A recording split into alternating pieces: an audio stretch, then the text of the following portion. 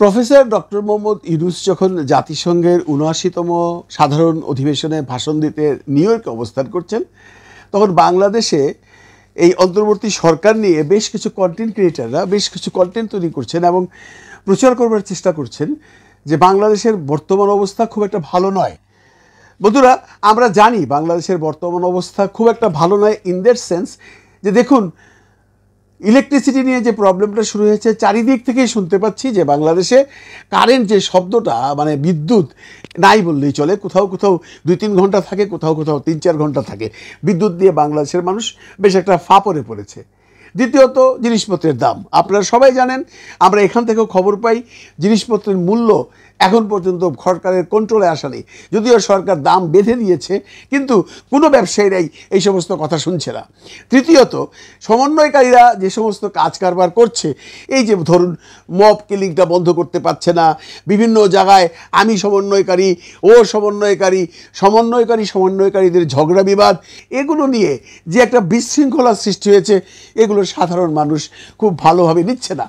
আপনারা জানেন সাধারণ মানুষ একটু পিছু টান দিয়ে দিচ্ছে, কারণ তারা একটা জিনিস মার্ক করছে যে আমরা দেশ স্বাধীন করলাম। যদিও সমন্বয়কারীরা বলেন বা অনেকেই বলেন যে ছাত্ররা দেশ স্বাধীন করেছে বা ছাত্ররা এই আন্দোলনকে বেগবান করেছে এবং তাদের জন্য আজকে হয়েছে, সেখানে আমি একটু প্রতিবাদ করতেই পারি যে শুধু ছাত্ররা এটা করেনি, আপামর জনগণ করেছে। বাংলাদেশের সমস্ত মানুষ কিন্তু রাস্তায় নেমেছিল। এই ক্রেডিট শুধু ছাত্রদের দিলে হবে না। যেমনটি জনাব মোহাম্মদ ইউনূস ওই আমেরিকায় সিজিআইয়ের কনফারেন্সে, মানে বিল ক্লিন্টনের যে একটা অনুষ্ঠান ছিল, সেখানে সমন্বয়কারীদের একজনকে, মাহফুজ সাহেবকে, তার যে বিশেষ সহকারী, তাকে পরিচয় করিয়ে দিয়েছেন। এ হলো মাস্টারমাইন্ড। মাস্টারমাইন্ড কে আমরা কেউই জানি না। যদিও এই মাস্টারমাইন্ড নিয়ে নাহিদ সাহেবও অন্যরকম বক্তব্য দিয়েছেন যে না, উনি কোনো মাস্টারমাইন্ড নন, এবং না ওই মাহফুজ সাহেবও স্বীকার করে না উনি মাস্টারমাইন্ড ছিলেন।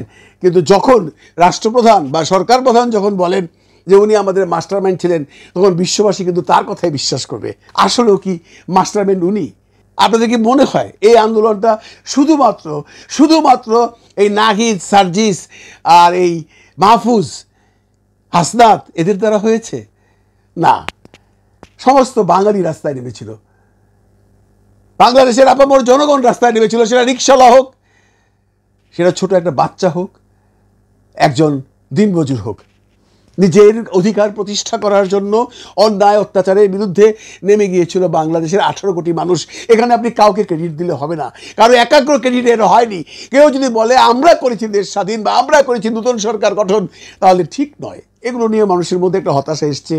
মানুষ দেখছে যে প্রথম লাইনে যারা ছিল, যারাই নেতৃত্ব দিয়েছে, আমি নাহিদ সাহেবের কথা বলবো, আসিফ সাহেবের কথা বলবো, সাজিদ সাহেবের কথা বলবো, হাসনাত সাহেবের কথা বলবো, যদিও মাহফুজ সাহেবের কথা বলবো না, কারণ মাহমুদ সাহেব ভিতরেই ছিলেন, উনি মাস্টারমাইন্ড হিসেবে নাকি ওখান থেকে সব কিছু বলতেন, যেটা নাহিদ সাহেবও স্বীকার করেছেন।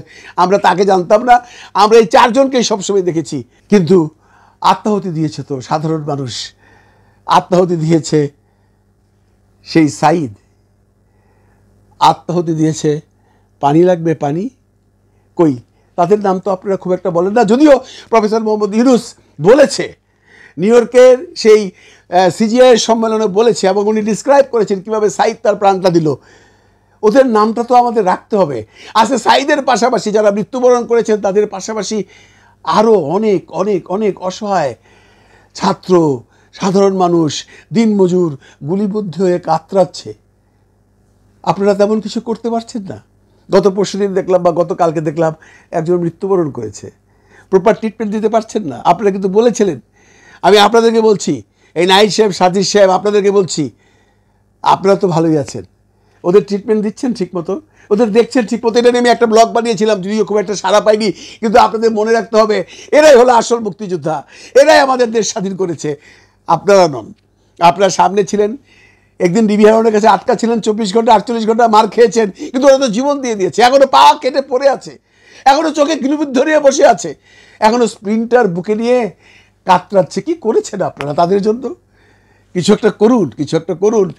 নাহিদ সাহেব, আসিফ সাহেব, আপনাদের বলছি কিছু একটা করুন। তা নইলে আপনাদের প্রতি যে আস্থা মানুষের ছিল প্রথম থেকে, সেই আস্থা চলে যাবে, ধীরে ধীরে উঠেও যাচ্ছে। আপনারা যদি এই সমস্ত জিনিসগুলো কন্ট্রোল করতে না পারেন, আগামী কিছুদিনের মধ্যে দেখবেন আপনাদের ডাকে কেউ সাড়া দিবে না। কারণ অনেকগুলো ছোট ছোট ঘটনা আপনারা ঘটাচ্ছেন, যেগুলো নিয়ে মানুষ চিন্তিত, মানুষ ব্যথিত, মানুষ লজ্জিত। বিশেষ করে দেখুন, এই যে ত্রাণের 18 কোটি না 12 কোটি টাকা নিয়ে আজ পর্যন্ত আপনারা এর কোনো সুরাহা করলেন না। টাকার অঙ্কটা কিন্তু ছোট নয়। আপনারা তো সুখে আছেন ভাই, আপনারা দুজন উপদেষ্টা হয়ে বসে আছেন, ভালোভাবে দিন কাটাচ্ছেন, টাকা পাচ্ছেন, পয়সা পাচ্ছেন, মান পাচ্ছেন, সম্মান পাচ্ছেন, খাবার দাবার পাচ্ছেন, সব কিছুই পাচ্ছেন।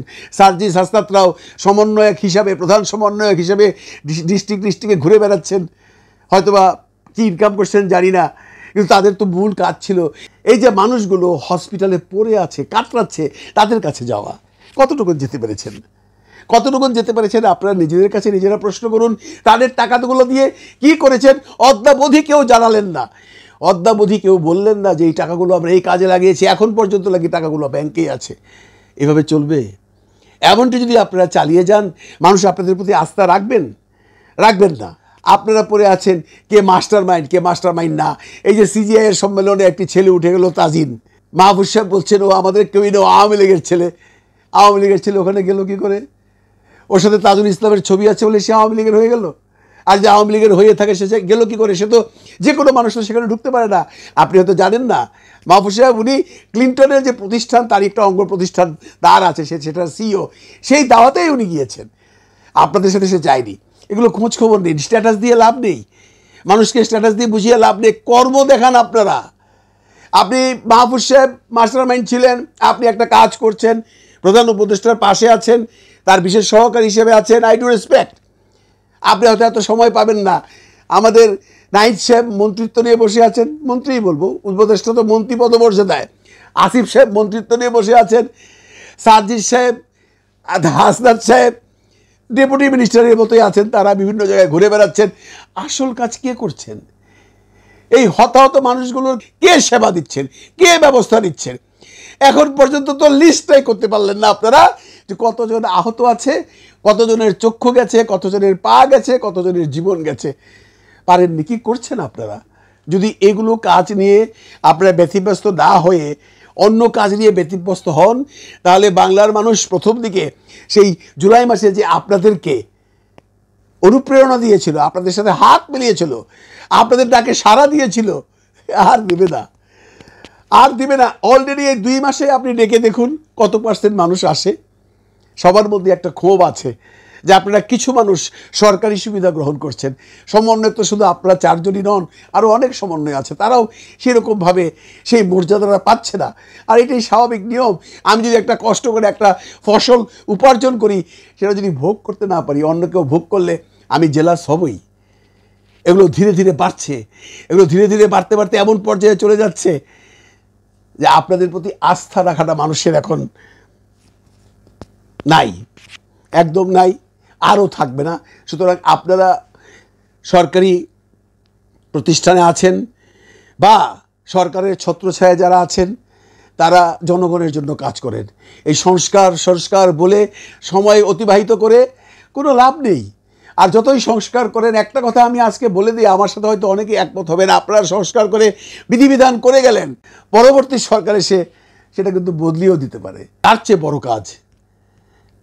বড় কাজ যেটা ইউনূস সাহেব করছেন, বিদেশ থেকে টাকা পয়সা নিয়ে অর্থনীতিটাকে উনি সমৃদ্ধ করার চেষ্টা করছেন।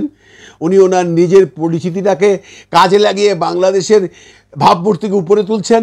আর পাশাপাশি আপনারা যারা দেশে আছেন, তারা শুধু ওই কাজটি করেন যে কাজগুলো করলে যে মানুষগুলো আপনাদের পিছনে 18 কোটি মানুষ একসময় ছিল, আবার যেন ডাক দিলে তারা আসে, সেই ব্যবস্থা করুন।